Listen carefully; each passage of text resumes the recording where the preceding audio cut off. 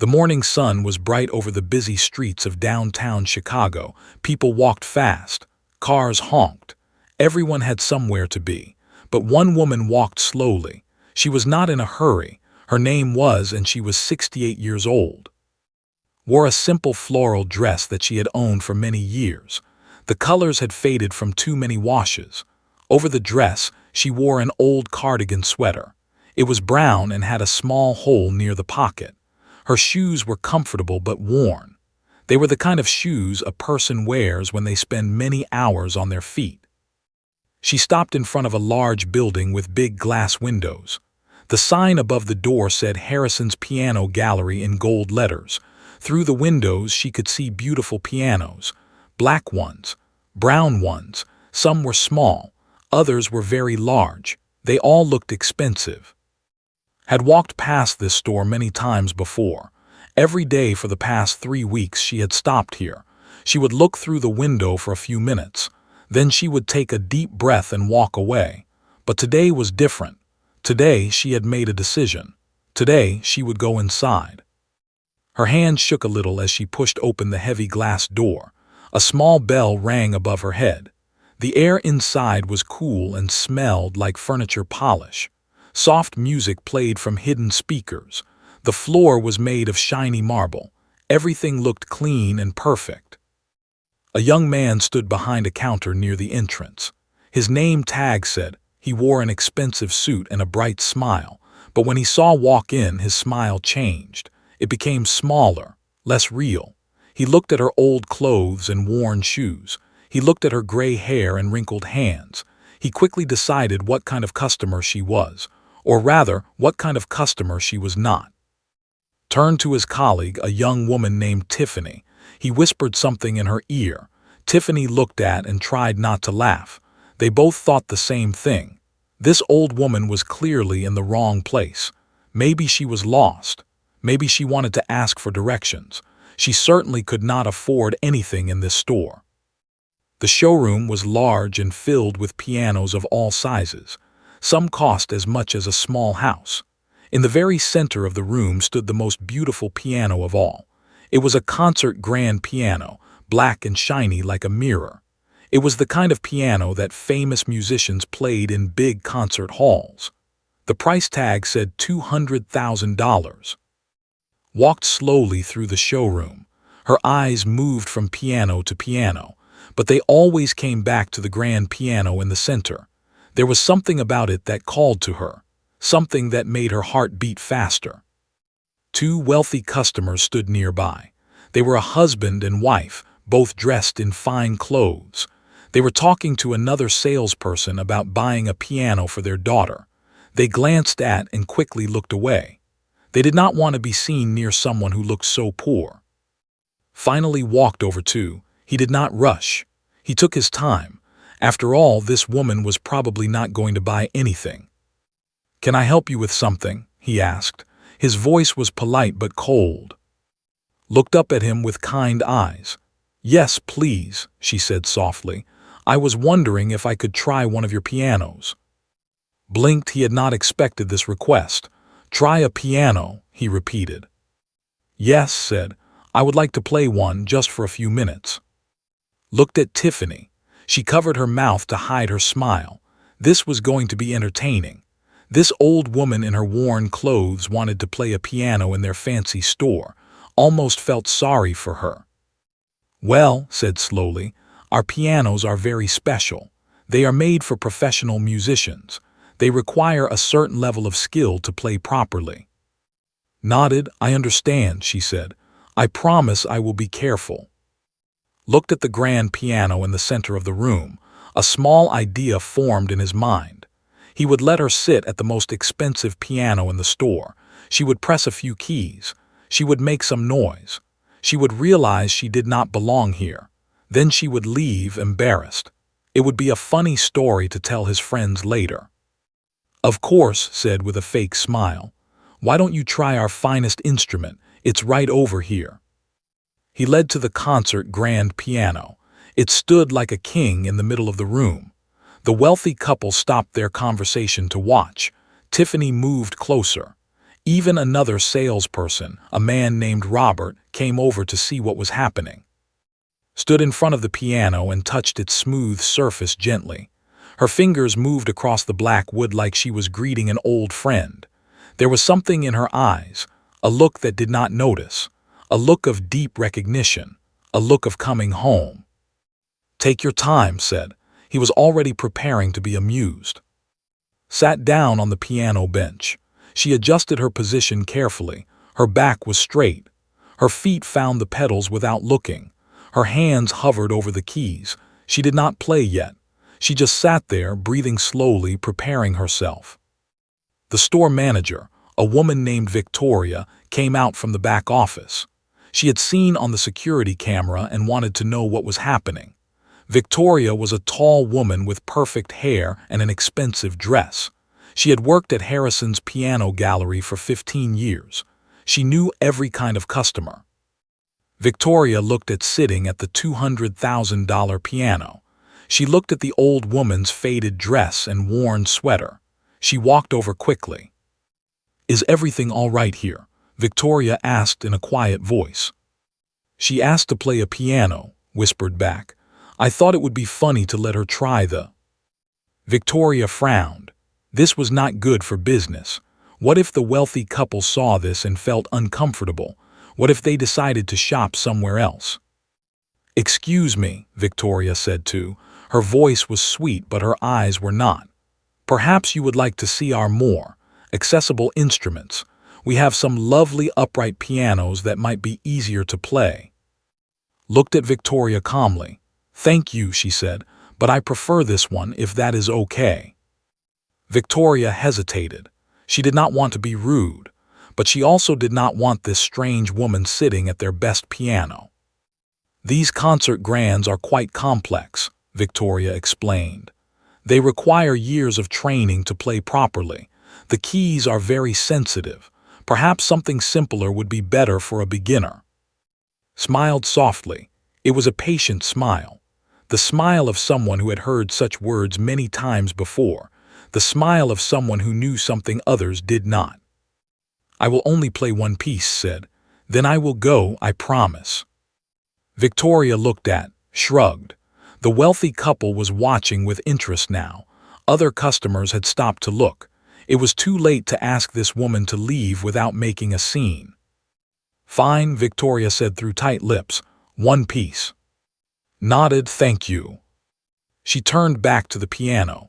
The room became quiet. Everyone was watching now. Some were waiting for entertainment. Some were waiting to feel better about themselves. Some just wanted to see what would happen. Took out his phone. He wanted to record this moment. Maybe he would post it online later. Old woman tries to play expensive piano, would make a funny video. Did not see the phone. She did not see the smiling faces. She did not see anything except the beautiful keys in front of her, black and white, like an old friend she had missed for many, many years. She closed her eyes. She took a deep breath. Her fingers touched the keys. And everything changed. The first note filled the room like a drop of water falling into a still pond. It was soft. It was gentle. It was perfect. His finger had barely touched the key, but the sound that came out was something special. Then came the second note, and the third, and suddenly there was music. Was playing Chopin's Ballade No. 1 in G minor. It is one of the most difficult pieces ever written for piano. Professional musicians practice it for years. Some never master it. It requires speed. It requires strength. It requires a deep understanding of music and emotion. Most of all, it requires a kind of magic that cannot be taught. Smile disappeared from his face. His phone was still recording, but he had forgotten about it. His hand dropped slowly to his side. His mouth fell open. Tiffany stopped laughing. Her eyes grew wide. She took a step back as if the music had pushed her. Victoria stood frozen in place. Her clipboard, which she always carried, slipped from her fingers. It fell to the floor with a loud clap, but no one heard it. No one could hear anything except the music. His fingers danced across the keys like birds flying through the sky. They moved so fast they seemed to blur. Yet every note was clear. Every note was perfect. Her hands moved up and down the keyboard, reaching for high notes and low notes with ease. It was like watching a painter create a masterpiece. The music started soft and mysterious. It told a story of longing and hope. His body moved with the melody. She leaned forward during the quiet parts. She pulled back during the loud parts. Her eyes stayed closed. She did not need to see the keys. Her hands knew exactly where to go.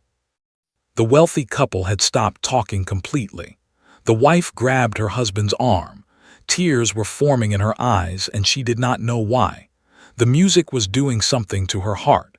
It was opening doors she had kept closed for many years. Robert, the other salesperson, had put down his paperwork.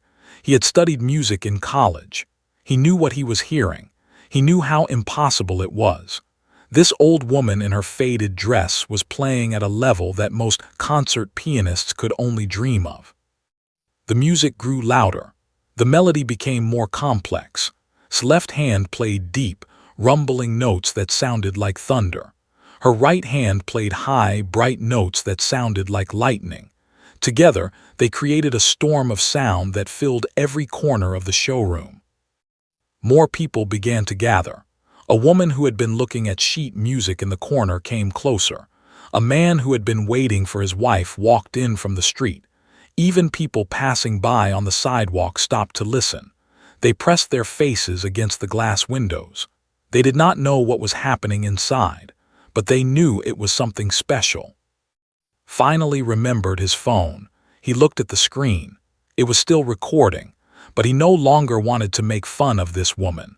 He wanted to capture this moment because it was beautiful, because it was real, because he had never seen anything like it.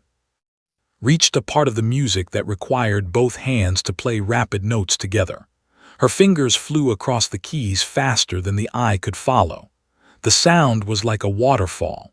It poured over everyone in the room, washing away their thoughts and leaving only feeling. Victoria felt tears on her cheeks. She reached up and touched them with surprise. She could not remember the last time she had cried. She was a businesswoman, she was practical. She did not cry at music. But here she was, tears streaming down her face, unable to look away from the old woman at the piano. The music shifted again.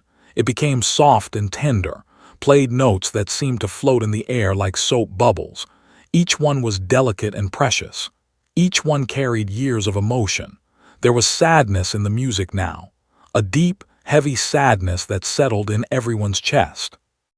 An elderly man near the back of the crowd took off his glasses and wiped his eyes. He did not know this piece of music. He did not know anything about classical piano, but he knew what he was feeling.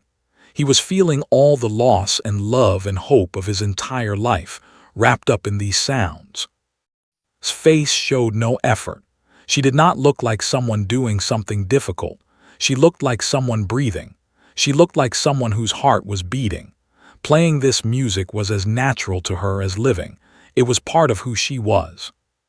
The music built up again, louder and louder, faster and faster. Hands became a blur of movement. The piano seemed to come alive under her touch. It was no longer just an instrument. It was an extension of her soul.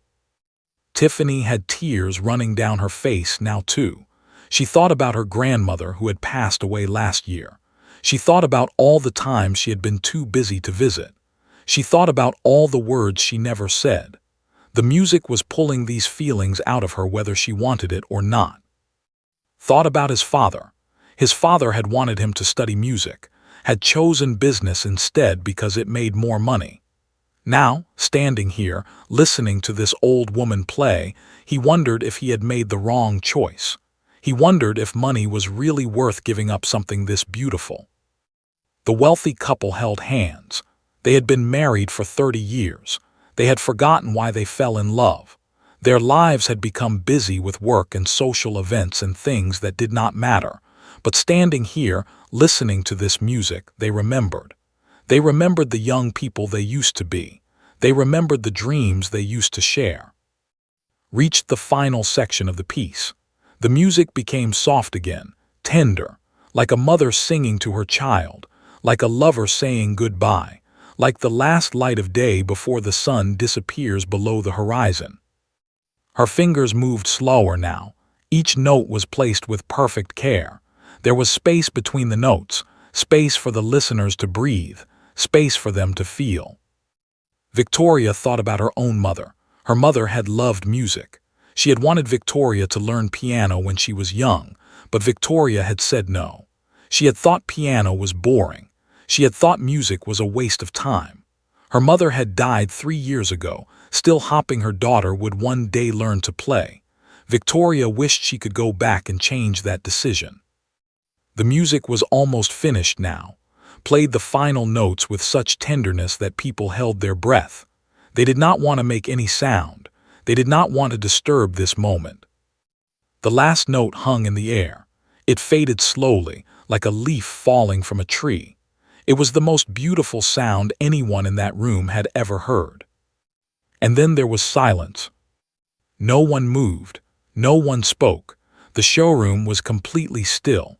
It was as if time itself had stopped to honor what had just happened. Sat at the piano with her hands in her lap. Her eyes were still closed. A single tear rolled down her cheek. She was not in the showroom anymore. She was somewhere else, somewhere in her memories, somewhere with someone she loved. The silence lasted for 10 seconds, 20 seconds. It felt like an hour. Then Victoria started to clap. Her hands came together once, twice. The sound broke the spell, joined in, then Tiffany, then Robert, then the wealthy couple, then everyone else. The applause grew louder and louder. People were clapping with all their strength. They were shouting and cheering. Some were still crying, but they were happy tears now. Grateful tears, tears of having witnessed something miraculous. Opened her eyes slowly. She looked around the room as if waking from a dream. She saw the faces of strangers filled with emotion. She saw the tears. She saw the smiles. She did not understand why everyone was looking at her this way. She had just played a piece of music. That was all. She had just done something she used to do every day many years ago. To her, it was as normal as breathing. But to everyone else, it was a miracle. Victoria walked forward. Her legs were shaking. Her voice was not steady. She had so many questions. Who was this woman? How could she play like that? Why was she dressed in old clothes if she had such an incredible gift? But only one word came out of Victoria's mouth. "Who?" she whispered. "Who are you?" Looked at her with gentle eyes. She smiled softly, and for the first time in many years she began to tell her story. Looked at all the faces around her. These people who had smiled at her just minutes ago. These people who had thought she did not belong. Now they were looking at her like she was someone important, like she was someone special. She took a deep breath. "My name is," she said. Her voice was soft but clear. "I was born in Shanghai, China, a very long time ago." Victoria pulled up a chair and sat down near the piano. She forgot about being professional. She forgot about the store. She just wanted to listen. "Please," Victoria said, "tell us more."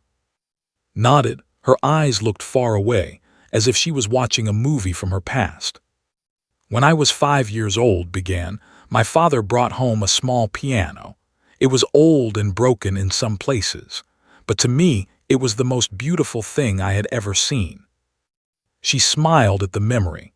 "I touched the keys for the first time and I felt something I had never felt before. It was like electricity running through my fingers. I played one note and I knew that I had found my purpose." The crowd listened in silence. Even the people outside pressed closer to the windows. "My parents were poor," continued. "My father worked in a factory. My mother sewed clothes for other families.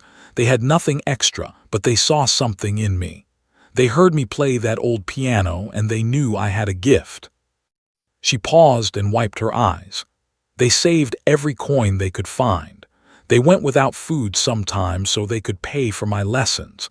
They believed in me when I did not even believe in myself." Felt a lump in his throat. He thought about his own parents. They had given him everything. And what had he given them in return? When I was 8 years old, said, I was accepted into the Shanghai Conservatory of Music. It was the best music school in all of China. Only the most talented children were allowed to study there. Robert's eyes went wide. He knew about the Shanghai Conservatory. It was famous around the world. Students there went on to become some of the greatest musicians alive. The next 10 years were the happiest of my life, said. I practiced piano for 8 hours every day, sometimes more. My teachers said I had something special. They said I played with my heart, not just my hands. She looked down at her old, wrinkled fingers. These hands were young then, fast, strong. I could play anything. Chopin, the music lived inside me. Tiffany listened with her hand over her mouth. She was imagining a young, small, and full of dreams, playing piano in a beautiful concert hall. When I was 18, continued, I gave my first solo concert. It was at the Shanghai Grand Theater. 1,000 people came to hear me play. When I finished, they stood up and clapped for 10 minutes. She smiled, but there was sadness in her eyes. That night, I felt like the whole world was open to me. I dreamed of playing in Paris, in London, in New York. I dreamed of standing on the greatest stages in the world. Victoria leaned forward. What happened? She asked quietly. Smile faded. Life happened, she said. In 1978, my family decided to leave China. There was no future for us there. My father had spoken against the government and we were in danger. We had to escape. The room was completely silent. Everyone was holding their breath. We left everything behind, said. Our home, our friends, my piano, we took only what we could carry. We traveled by night. We hid during the day. It took us 3 months to reach. From there, we took a boat to America. She looked around the beautiful showroom. When we arrived in Chicago, we had nothing. No money, no friends, no one knew us. No one cared about a young piano player from China. The wealthy wife squeezed her husband's hand. Her own grandparents had come to America with nothing. She understood what was describing. I looked for work as a musician, said. I went to every concert hall, every music school, every orchestra, but no one would hire me. They said my English was not good enough. They said I did not have the right papers. They said many things, but the truth was simple. They did not want a Chinese woman playing in their halls. Looked at the floor. He felt ashamed, not for himself, but for all the people who had turned away. My father got sick, continued. He needed medicine. We needed food. We needed a place to live. Dreams do not pay for these things. Only money pays for these things. She looked at her worn hands again. So I got a job cleaning offices. It was the only work I could find.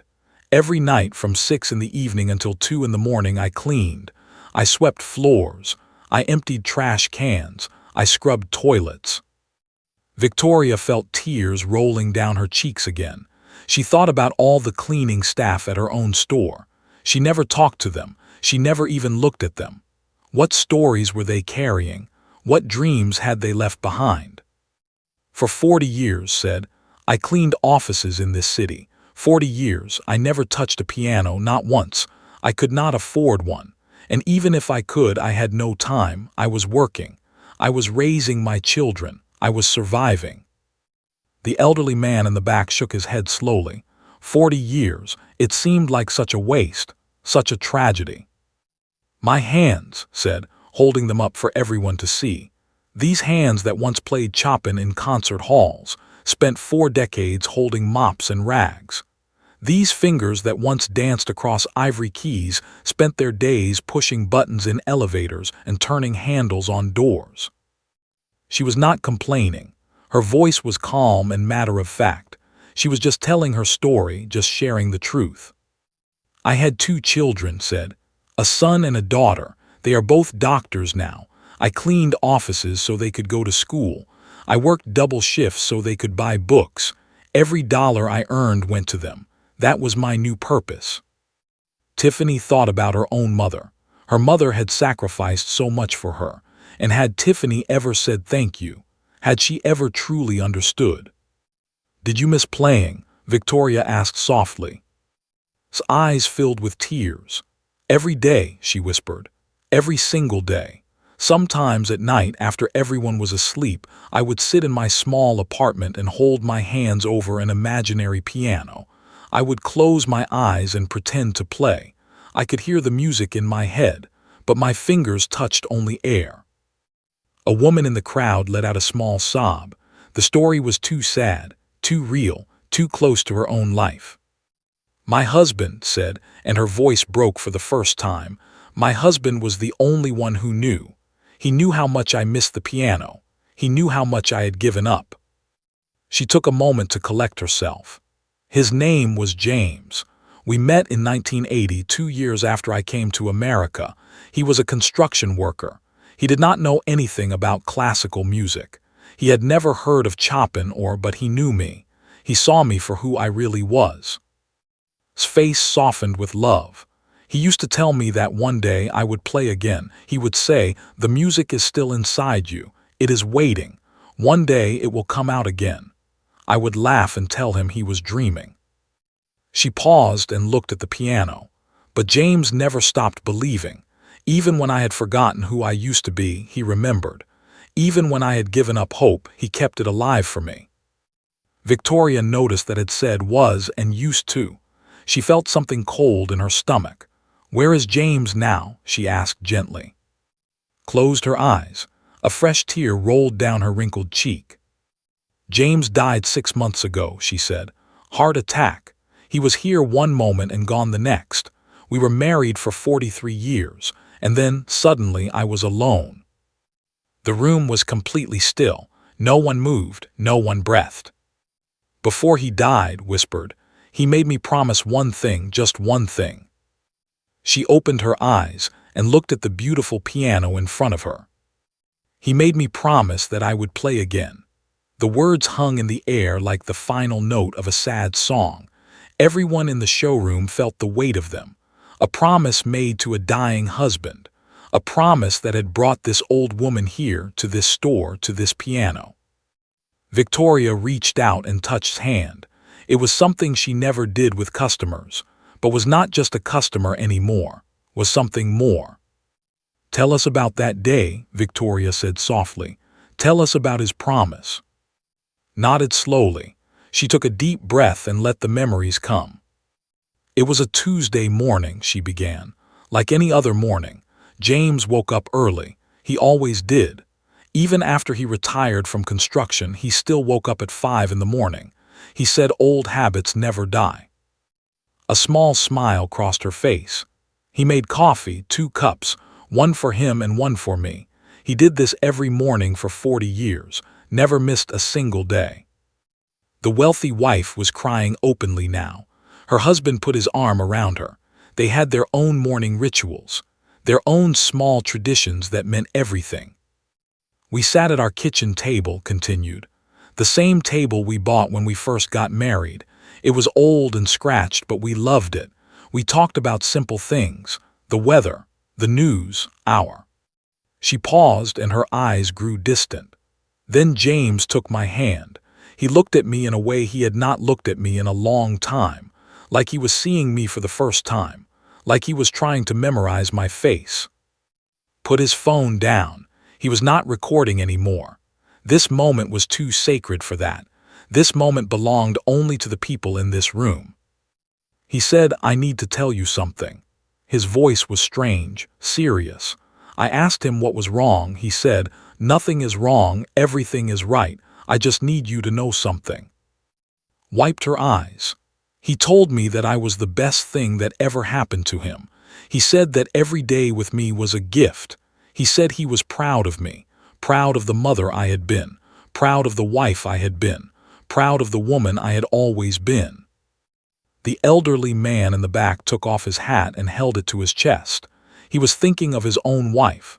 They had been married for 50 years. When was the last time he told her these things? I laughed, said. I asked him why he was being so serious. I told him he was scaring me, but he did not laugh. He just kept looking at me with those loving eyes. She took a shaky breath. Then he said something I will never forget. He said, "You gave up your dreams for me, for our children, for our family. You stopped being who you were meant to be so that we could have a better life. I see that. I have always seen that." Victoria felt something break inside her chest. She thought about all the dreams she had given up, all the paths she had not taken, all the choices she had made because they were practical, not because they were right. "I started to cry," said. "I told him I did not give up anything. I told him I chose this life. I chose him. I chose our family, and I would choose it all again." She smiled through her tears. He smiled at me, that beautiful smile he always had, and then he said, "I know you would. That is why I love you, but I need you to make me a promise."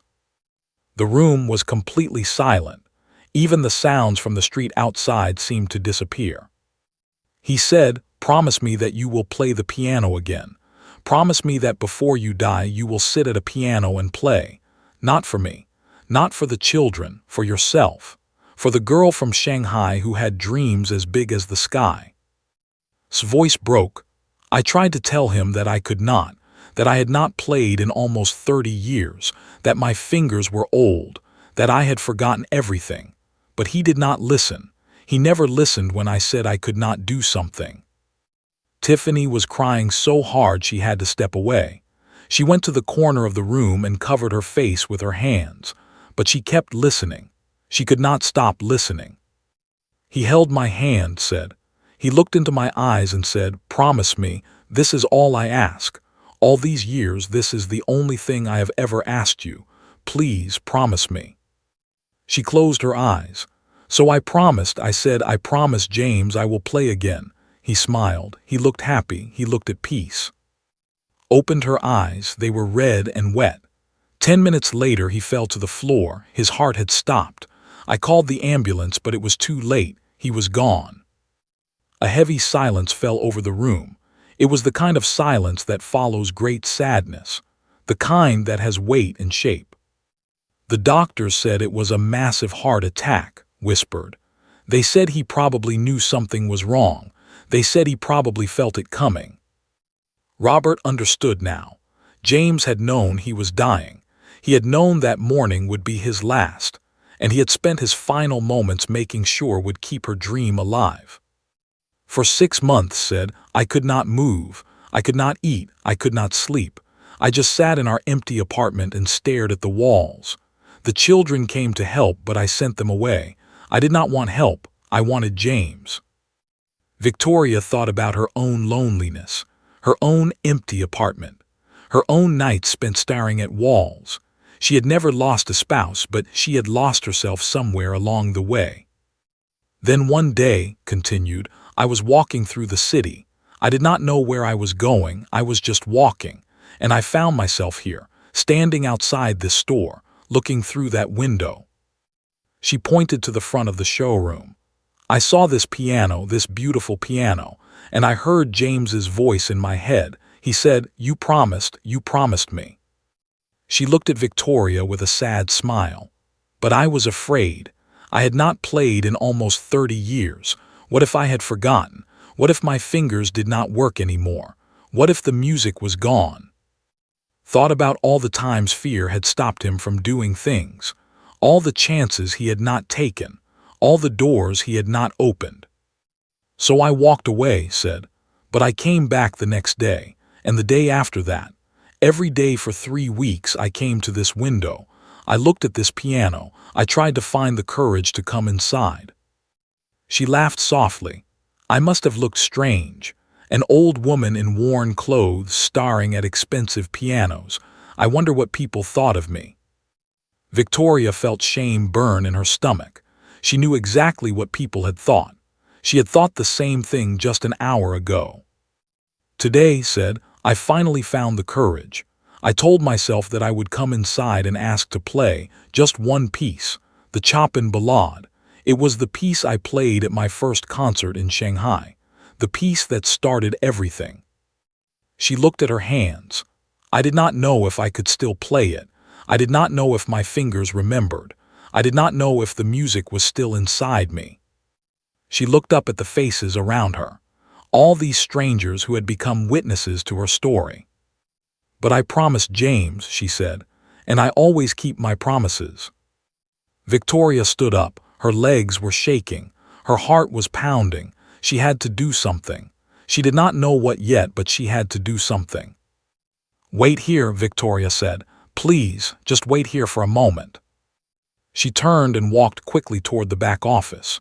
She had an idea, a crazy idea, but sometimes crazy ideas were the best ideas. Watched her go with confusion in her eyes. She had played her piece. She had kept her promise.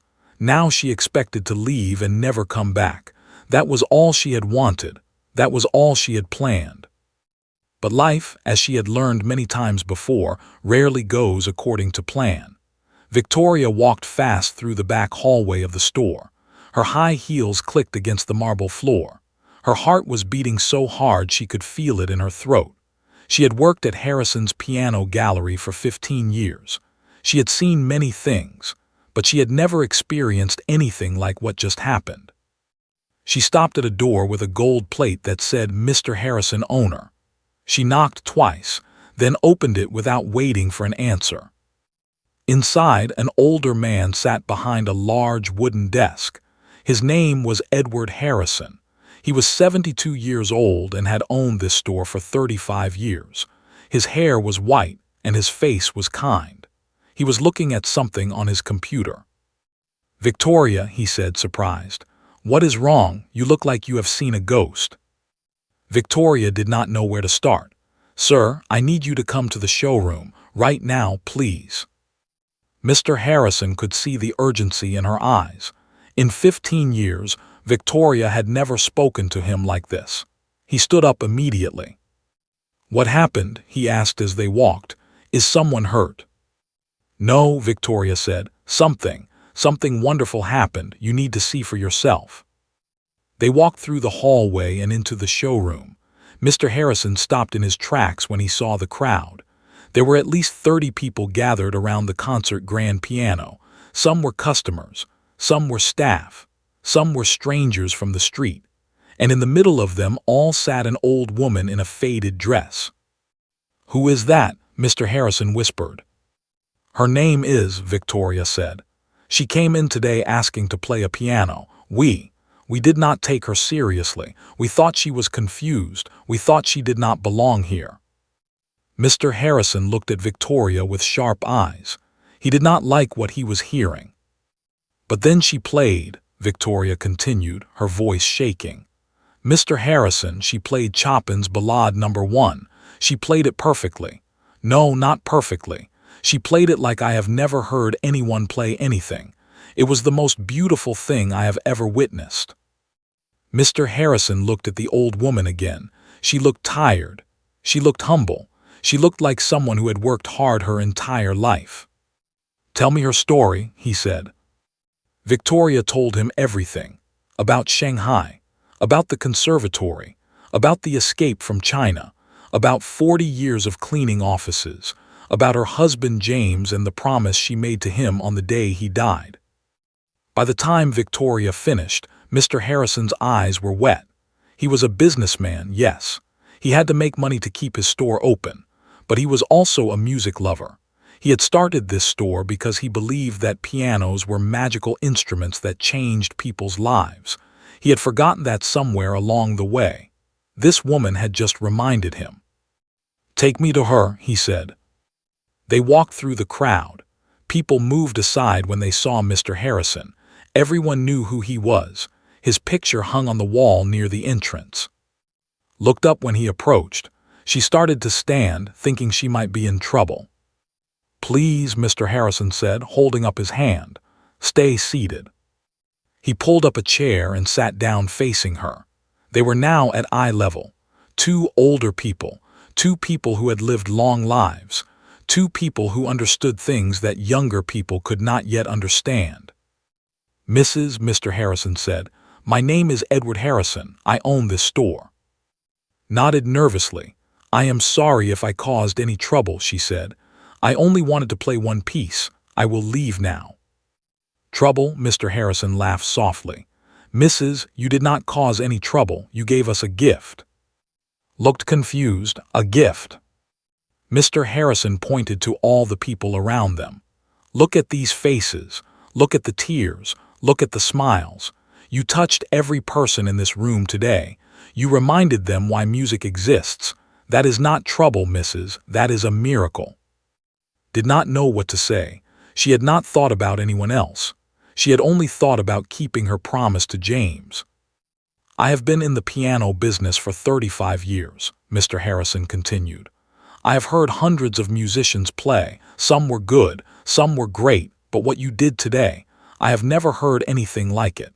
You did not just play the piano, Mrs., you made it sing. You made it tell a story, you made it feel." His eyes filled with tears.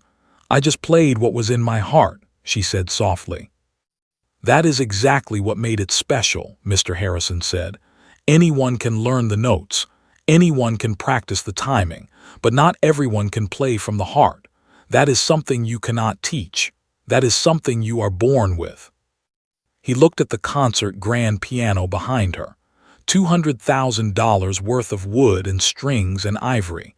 It was the most expensive instrument in his store. It was his pride and joy. "This piano," he said, "was made for someone like you." Shook her head. "Oh, I could never afford something like this. I do not even have a piano at home. I just wanted to play one more time, just once, to keep my promise." Mr. Harrison smiled. It was a warm smile, a knowing smile. "Mrs., I did not ask if you could afford it." Did not understand. She looked at Victoria, then back at Mr. Harrison. Everyone was staring at her with strange expressions on their faces. "What do you mean?" she asked. Mr. Harrison stood up. He walked around the piano slowly, running his hand along its smooth surface. He thought about his own journey. He had started this business with nothing, just a dream and a love for music. Now he had stores in 3 cities and more money than he could ever spend. But what good was money if it did not make a difference? What good was success if it did not lift others up? "Mrs.," he said, "I have sold many pianos in my life, to wealthy families, to famous musicians, to concert halls around the world. Each sale made me richer, but none of them made me feel anything. Today, for the first time in many years, I felt something. You made me remember why I started this business in the first place."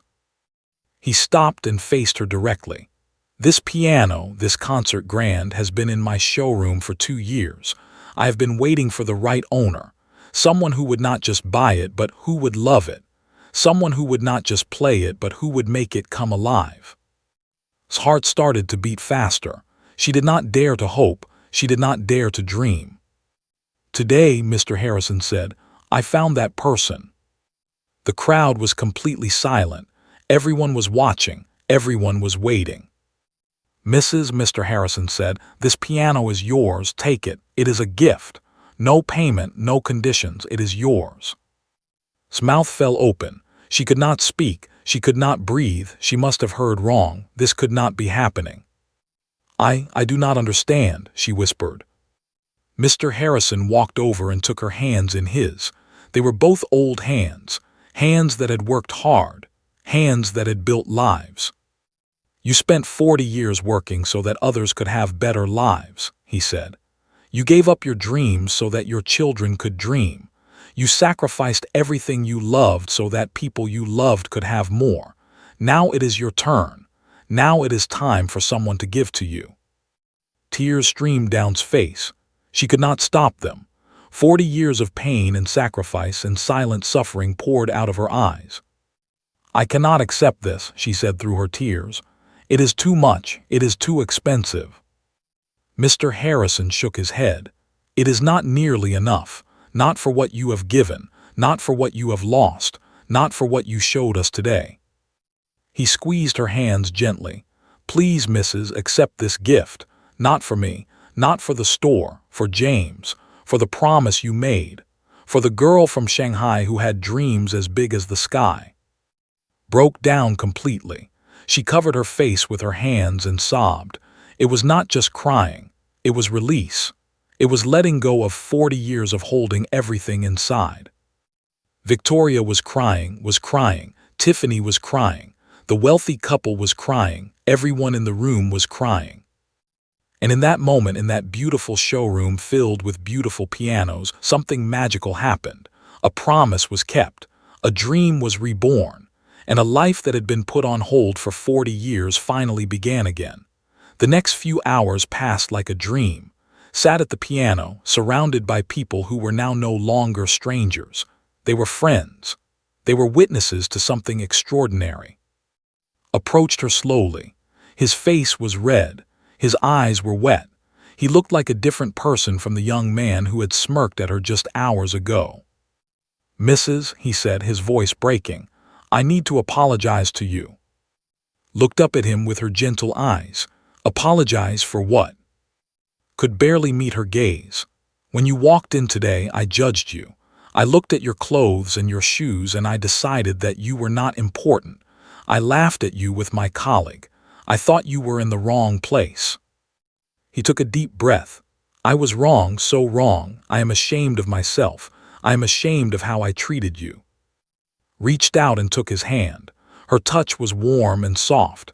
"Young man," she said, "do you know what I have learned in 68 years of life?" Shook his head. "I have learned that everyone makes mistakes," said. "Everyone judges. Everyone has moments they are not proud of. What matters is not the mistake. What matters is what you do after." She squeezed his hand. "You are apologizing to me. You are telling me you were wrong. That takes courage. That takes a good heart. I forgive you." Could not hold back his tears anymore. He bent down and hugged this woman he had just met. This woman who had every reason to be angry but chose to be kind instead. "Thank you," he whispered. "Thank you." Tiffany came next. She had fixed her makeup, but her eyes were still red. "Mrs., I was just as bad as, maybe worse. I am so sorry." Smiled at her. "You are young. You have time to learn. Just remember this moment. Remember how it feels to be wrong about someone. And next time, give people a chance before you decide who they are." Tiffany nodded, tears streaming down her face again. "I will, I promise." One by one, the staff came too. They apologized for their thoughts, their looks, their judgment. And one by one, forgave them. She did not hold on to anger. She had learned long ago that anger only hurts the person who holds it. The wealthy couple approached her together. The wife was still wiping her eyes with a silk handkerchief. "Mrs.," the wife said, "your story has changed something in me. I do not know how to explain it, but I feel different than I did this morning." Her husband nodded. "We came here to buy a piano for our daughter. She has been taking lessons for 3 years. We thought buying her an expensive piano would make her practice more." He paused, looking ashamed. "But watching you today, I realized something. It is not about the piano. It is not about how much we spend. It is about love. It is about passion. Our daughter does not love piano. She takes lessons because we tell her to." His wife continued, "We have been so focused on making her successful, making her achieve, making her be the best at everything. But we never asked her what she loves. We never asked her what she dreams about." Nodded understandingly. "Children need to find their own path. We can guide them. We can support them. But we cannot force them to love something. Love has to come from inside." The couple looked at each other. Something silent passed between them, an understanding, a decision. "We are not going to buy the piano today," the husband said. "We are going to go home and have a real conversation with our daughter. We are going to ask her what she wants, what she dreams about, and we are going to support her whatever she decides." Smiled warmly. "That is the greatest gift you can give her." The elderly man who had been standing in the back finally came forward. He was wearing a simple suit and an old hat. He looked like someone who had worked hard his whole life, just like. "Ma'am," he said, his voice rough but kind, "I ain't got the words for what I just heard. I ain't educated. I don't know nothing about classical music, but that story of yours, it hit me right here." He touched his chest over his heart. looked at him with warm eyes. "What is your name?" "Henry," he said. "Henry Williams. I was just walking by outside when I heard the music. I came in without even thinking, couldn't help myself." "It is nice to meet you, Henry." "Ma'am, I gotta tell you something," Henry said. "I've been married 50 years. My wife, she always wanted to learn to paint. Ever since she was a little girl. But life happened, you know. Kids came, bills came, there was never time." He swallowed hard. "I always told her maybe next year, maybe when things settled down. But things never settled down, and now we're old. And she never learned to paint." Reached out and touched his arm. "It is not too late, Henry." Henry looked at her with hope and fear mixed in his eyes. "You think so?" "I know so," said. "I did not play piano for almost 30 years. My fingers are old, my body is tired. But when I touched those keys today, it all came back. The music was still inside me. Painting is still inside her. Help her find it." Henry wiped his eyes with the back of his hand. "I'm going to do that. Soon as I get home, I'm taking her to the art store. I'm buying her everything she needs. Paints, brushes, canvas, everything." He looked at with gratitude. "Thank you, ma'am. Thank you for reminding me what matters." As Henry walked away, Mr. Harrison approached again. He had been watching everything from a distance, letting her have her moment with the others. "Mrs.," he said, "I have arranged for the piano to be delivered to your home tomorrow. My best technicians will set it up and tune it perfectly. Everything is taken care of." Shook her head, still not believing this was real. "I do not know how to thank you, Mr. Harrison. This is the greatest gift anyone has ever given me." Mr. Harrison smiled. "You have already thanked me. You showed me something today that I had forgotten. You showed me that music is not about business. It is not about money. It is about connection. It is about touching hearts. It is about being human." He looked around the showroom at all the people who were still standing there, not wanting to leave. "Look at what you did today. Look at all these lives you touched. People came into this store thinking about their own problems, their own lives. Now they are leaving with something new, a different way of seeing the world. That is worth more than any amount of money." Victoria stepped forward. "Mrs., I hope you do not think badly of me. I was not welcoming to you when you first arrived. I was thinking about business, about appearances, about things that do not matter." Took her hand. "Victoria, you brought Mr. Harrison to see me. You made all of this possible. Whatever happened before does not matter. What matters is what you did when it counted." Victoria felt a weight lift from her shoulders. She had been carrying guilt for how she had treated this woman. Now she felt forgiven. She felt free. The sun was beginning to set outside the big glass windows. Orange and pink light filled the showroom, making the pianos glow. It was beautiful. It was magical. It was perfect. Looked at the concert grand piano one more time. Her piano. The thought still did not seem real. "I wish James could have seen this," she whispered. Mr. Harrison put his hand on her shoulder. "Something tells me he did see it, Mrs. Something tells me he has been watching over you this whole time." Smiled through fresh tears. Yes, she thought, James was watching. James had always been watching. This was not just her miracle. This was their miracle. The fulfillment of a promise made on a Tuesday morning, moments before goodbye. She placed her hands on the keys one more time. She had played enough for today, but she needed to feel them. She needed to know they were real.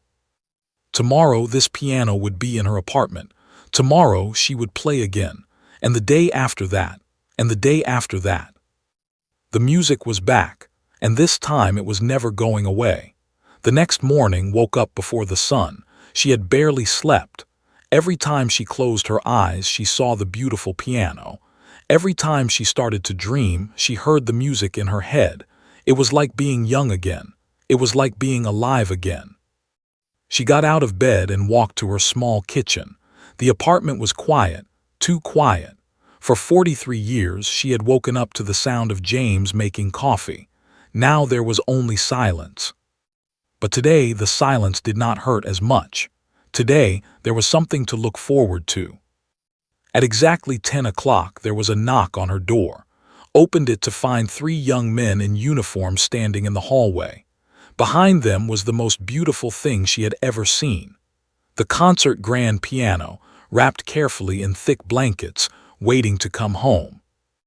"Mrs.," one of the young men asked, "we are from Harrison's Piano Gallery. We are here to deliver your piano." Stepped aside, her heart pounding. "Please come in." It took them 2 hours to get the piano inside. The apartment was small and the piano was large. They had to remove the legs and turn it at strange angles to fit it through the door. Watched nervously, afraid they might scratch it or drop it. But these men were professionals. Mr. Harrison had sent his best team.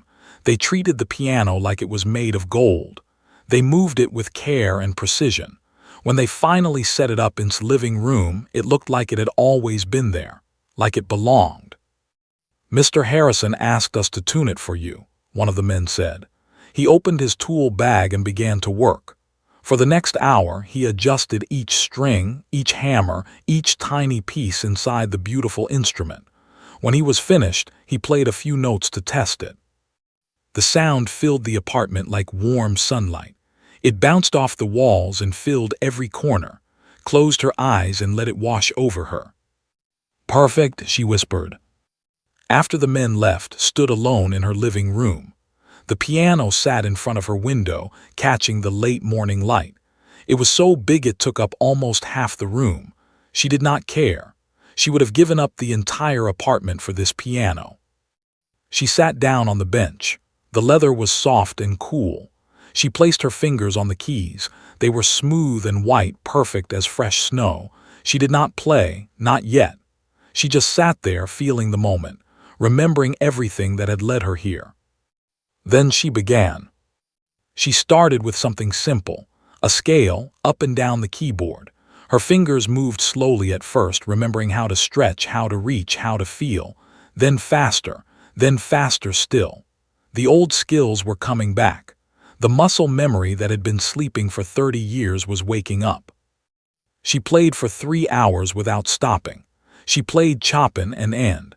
She played pieces she had learned as a child and pieces she had performed in concert halls. Some she remembered perfectly. Others came back in pieces, note by note, measure by measure. By the time she stopped, her fingers were sore and her back was tired. But she was smiling. A real smile. The first real smile since James died. The phone rang. It was her daughter. "Mom, are you okay? I tried calling yesterday, but you did not answer." Laughed. "I am fine, better than fine. I am wonderful." "You sound different. What happened?" Told her the whole story, about going to the piano store, about playing the Chopin Ballade, about Mr. Harrison and the gift. Was silent for a long time. "Mom," finally said, her voice breaking, I did not know you gave up so much. I did not know about Shanghai, about the conservatory, about your dreams." "I never told you," said. "There was no reason to tell you. The past is the past." "But it should not have been like that," said. "You should have been playing piano all these years. You should have been doing what you loved." Smiled softly. "I was doing what I loved. I was raising you and your brother. I was taking care of your father. That was what I loved. The piano was just a dream. You were my reality." Was crying now. "Mom, I am coming over right now. I want to hear you play." An hour later, arrived with her husband Tom and their 2 children, Sophie and Michael. They had never seen their grandmother like this. She was glowing. She was alive in a way they had never witnessed. "Grandma, is that a real piano?" Sophie asked. She was 7 years old and had never seen a concert grand before. "Yes, sweetheart, it is very real." "Can you play it for us?" Looked at her granddaughter with love in her eyes. "Of course I can." She sat at the bench and began to play. She chose something gentle, something beautiful, a piece by called Claire Lune. It means moonlight in French. It was one of James's favorite pieces. The family sat in silence as the music filled the small apartment. Sophie climbed onto her father's lap. Michael sat perfectly still, which was unusual for a 10-year-old boy, held her husband's hand and cried silent tears. When the piece ended, Sophie clapped her hands. "Grandma, that was so beautiful. I did not know you could do that." Laughed. "There are many things you do not know about me, Sophie. Maybe one day I will tell you all my stories." Her son David called that evening. He lived in California with his wife and 3 children, had told him everything. "Mom, I booked a flight," David said. "I am coming to see you this weekend. I need to hear you play." Tried to tell him it was not necessary. He had a busy job. His children had school, but David would not listen. "Mom, you spent your entire life putting us first. Every decision you made was for us. Let me do this one thing for you. Let me come and hear you play." By the end of the week, small apartment was full of family, David and his wife, and her husband, 5 ranging from 5 to 15. They sat on the floor, on chairs, on the couch. They filled every space around the magnificent piano. And played for them. She played for hours. She played the pieces she had learned in Shanghai. She played the pieces she had performed in concert halls. She played the pieces James had loved. She played and played until her fingers were numb and her heart was full. The 15-year-old, James, named after his grandfather, watched his grandmother with new eyes. He had always thought of her as just a grandmother, someone who made cookies and gave hugs. He had never imagined she had this secret inside her. "Grandma," he said during a break, "why did you never tell us you could play like this?" Thought about the question. "I suppose because it felt like a different life, a different person. When I came to America, I had to become someone new. The girl who played piano in Shanghai, she stayed behind." "But she is still here," James said. "She is you." Smiled at her grandson. He was wise for his age, just like his grandfather had been. "Yes," she said, "I suppose she is." That night, after everyone had gone home, sat alone at her piano. The apartment was quiet again, but it was a different kind of quiet, a comfortable quiet, a peaceful quiet. She looked at the photo of James that sat on top of the piano. She had placed it there the day the piano arrived. Now, every time she played, he would be watching. "I kept my promise," she said to the photo. "I am playing again just like you wanted." She could almost hear his voice, that warm, loving voice that had been her comfort for 43 years. "I knew you would," he seemed to say. "I always knew." Wiped her eyes and placed her fingers on the keys. She had more playing to do, more music to make, more promises to keep. The night was young and the music was just beginning. 3 months had passed since that day in the piano store. 3 months of practice, 3 months of music, 3 months of healing. Played every day now, sometimes for an hour, sometimes for 6 hours. Her neighbors did not complain. Instead, they gathered in the hallway outside her door to listen. They brought chairs and sat there, letting the music wash over them. Some of them had never heard classical piano before. Now they could not imagine their days without it. Word of story had spread. The young salesman who had once mocked her had posted a video of her playing on the internet. He had asked her permission first, had said yes, not knowing what it would lead to. The video went viral. Within a week, 10 million people had watched it. The cleaning lady with the golden hands became famous overnight. News stations called. Magazines wanted interviews. A movie producer even asked about making a film of her life. Said no to most of them. She did not want fame. She did not want attention. She just wanted to play. But she said yes to one thing. The Chicago Community Center had invited her to give a recital. It was a free concert, open to anyone who wanted to come. The center served poor families in the neighborhood, families like had been when they first came to America. "These are my people," told her children. "These are the people I cleaned offices for. These are the people who work hard and dream big but never get to see beautiful things. I want to play for them." The night of the concert arrived. It was a cold winter evening. Snow was falling softly outside. The community center was old and needed repairs. The chairs were mismatched. The lights flickered sometimes, but the room was packed with people. In the front row sat and Tiffany. They had driven an hour through the snow to be here. Next to them was Victoria, dressed in simple clothes instead of her usual expensive outfits. She had changed since that day. She was kinder now, more thoughtful. She had started talking to the cleaning staff at the store. She had learned their names and their stories. Mr. Harrison sat in the second row with his wife. He had not been to a concert in years. His business kept him too busy. But tonight, nothing could have kept him away. Henry Williams was there too, sitting near the back with his wife, was carrying a small canvas bag. It held her painting supplies. She had started taking lessons 3 weeks ago. She was not very good yet, but she was happy. That was all that mattered. The wealthy couple was there as well. Their daughter was not with them. She was at home, working on her true passion. She wanted to be a writer, not a pianist. Her parents had finally accepted that. They had finally learned to let her be herself. His entire family filled the middle section. David and their spouses, even some cousins and aunts and uncles who had heard the story and wanted to see this miracle for themselves. The room grew quiet as walked onto the small stage. She wore a simple blue dress. It was new. Her daughter had bought it for her as a gift. Her hair was neatly combed. Her eyes were bright and clear. She sat at the piano. It was not from the store. That piano was too big to move easily. This was a smaller piano that belonged to the community center. It was old and a little out of tune, but did not mind. A true musician can make any piano sing. She looked out at the audience. So many faces, so many stories, so many lives touched by her music. "Thank you all for coming," she said. Her voice was soft but steady. "Before I play, I want to tell you something." The room was completely silent. 50 years ago, I came to this country with nothing. I was young, I was scared. I did not know if I would survive. I worked hard. I cleaned floors. I raised children.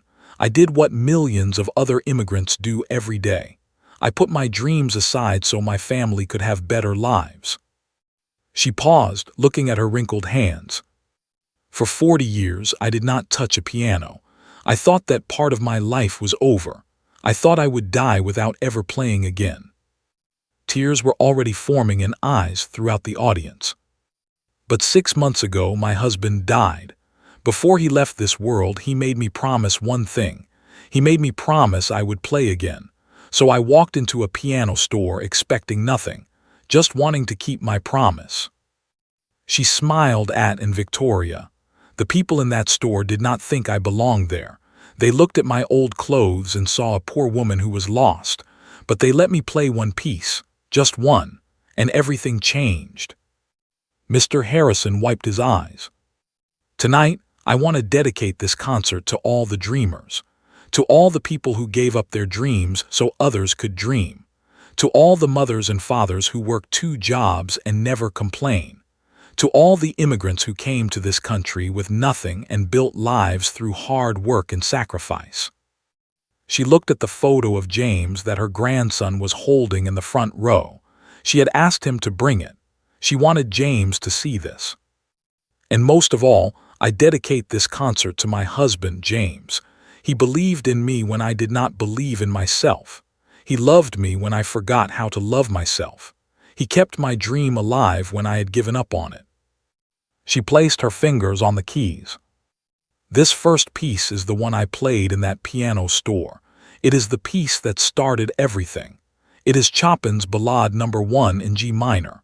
I played it at my first concert in Shanghai when I was 18 years old. Now I am playing it again, 50 years later, for all of you." She began to play. The music filled the old community center like light filling a dark room. It bounced off the worn walls and faded curtains. It touched every person in every seat, young and old, rich and poor, Black, white, Asian, Latino. The music did not care who they were. It touched them all the same. Played with her eyes closed. She was not in the community center anymore. She was in Shanghai. She was 18 years old. Her whole life was ahead of her. Her fingers were young and fast. Her heart was full of hope. But she was also here, in Chicago, 68 years old. Her fingers were slower now, but her heart was fuller, richer, deeper. She had lived a life. She had loved. She had lost. She had survived. The music grew louder. The melody climbed higher. Hands danced across the keys like they were made for this moment. Like everything that had happened in her life was leading to this night, this room, this song. Was crying, he was not ashamed. He let the tears fall. He thought about his own life, the choices he had made, the person he wanted to become. Victoria was crying too. She thought about her mother. Tomorrow she would visit her grave. She would tell her about this night. She would finally say goodbye. The elderly man, Henry, held his wife's hand, was crying with joy. Her painting bag was warm in her lap. She was going to finish her first painting tomorrow, a picture of a sunset, simple but beautiful, just like her life. The music reached its final notes, soft, tender, like a whisper, like a goodbye, like a promise kept. The last note faded into silence. For a moment no one moved, no one breathed. Then the room exploded with applause. People stood up, they cheered, they shouted, they cried. It was the loudest sound the old community center had ever heard. Opened her eyes. She saw all these people standing, clapping, crying for her. She saw her family in the middle, bursting with pride. She saw her friends from the piano store, changed forever by a random Tuesday morning. She looked at the photo of James in her grandson's hands. And she smiled. The music was back, the dreams were alive, the promise was kept. And somewhere, somehow, knew that James was smiling too. This was not an ending. This was a beginning. The beginning of a new chapter, a chapter filled with music and love and hope. The cleaning lady from Shanghai, the concert pianist who never gave up, stood up and took a bow. The crowd cheered louder. And the music, the beautiful music, would never stop again.